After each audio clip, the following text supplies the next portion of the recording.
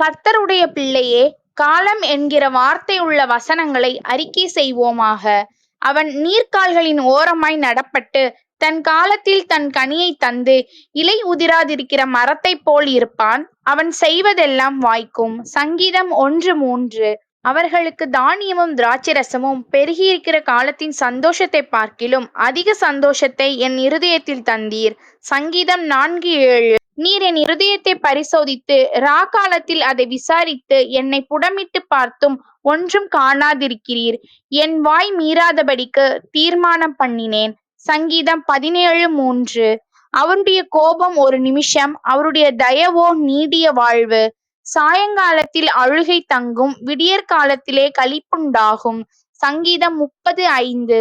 இதற்காக சகாயம் கிடைக்கும் காலத்தில் பக்தி உள்ளவன் எவனும் உம்மை நோக்கி விண்ணப்பம் செய்வான். அப்பொழுது மிகுந்த ஜலப்பிரவாகம் வந்தாலும் அது அவனை அணுகாது. சங்கீதம் 32:6. கர்த்தரை நான் எக்காலத்திலும் ஸ்தோத்தரிப்பேன், அவர் துதி எப்போதும் என் வாயில் இருக்கும். சங்கீதம் 34:1. அவர்கள் ஆபத்து காலத்திலே வெட்கப்பட்டு போகாதிருந்து பஞ்ச காலத்திலே திருப்தி அடைவார்கள். சங்கீதம் 37:19. நீதிமான்களுடைய இரட்சிப்பு கர்த்தரால் வரும். இக்கட்டு காலத்தில் அவரே அவர்கள் அடைக்கலம். சங்கீதம் 37:39. தேவன் நமக்கு அடைக்கலமும் பலனும் ஆபத்து காலத்தில் அனுகூலமுமான துணையுமானவர். சங்கீதம் 46:1. ஆபத்து காலத்தில் என்னை நோக்கி கூப்பிடு, நான் உன்னை விடுவிப்பேன், நீ என்னை மகிமைப்படுத்துவாய். சங்கீதம் 50:15.